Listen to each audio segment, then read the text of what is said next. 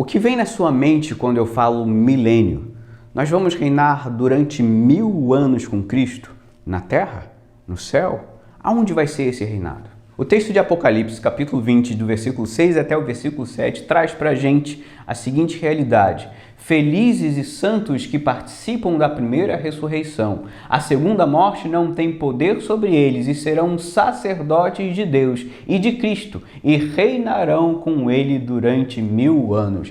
Esse texto aqui, então, provoca um grande celeuma de interpretação entre vários grupos cristãos ao longo da história.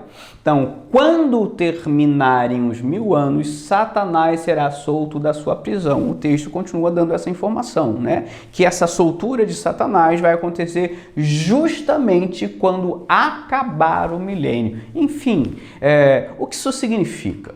Nós temos então 4 posições que tentam responder o que esse texto de Apocalipse nos diz sobre o milênio. A primeira posição é o amilenismo. Dentro dessa perspectiva, não é a negação, não é que eles estão dizendo não existe um milênio, mas a afirmação e o ensino desse pensamento é que o milênio não é um período de tempo literal, é um período grande de tempo que a gente não consegue quantificar.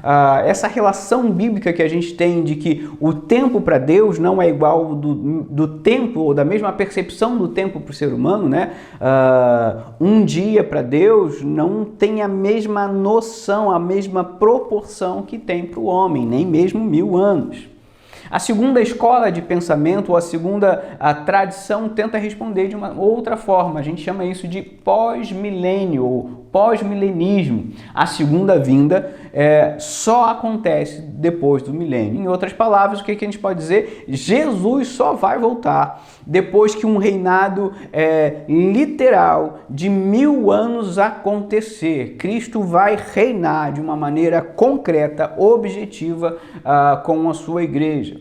O próximo grupo é o pré-milenismo histórico. A segunda vinda de Jesus vai acontecer antes do milênio. Então, Jesus volta primeiro e depois que ele volta, ele começa a reinar com o seu povo, num reinado de justiça, num reinado onde ele manifesta as suas misericórdias e a sua graça. E a última posição é o pré-milenismo dispensacionalista. A segunda vinda acontece antes do milênio. Então percebe que cada uma das posições tenta situar o milênio de acordo com a vinda de Jesus, ou a segunda vinda de Jesus Cristo.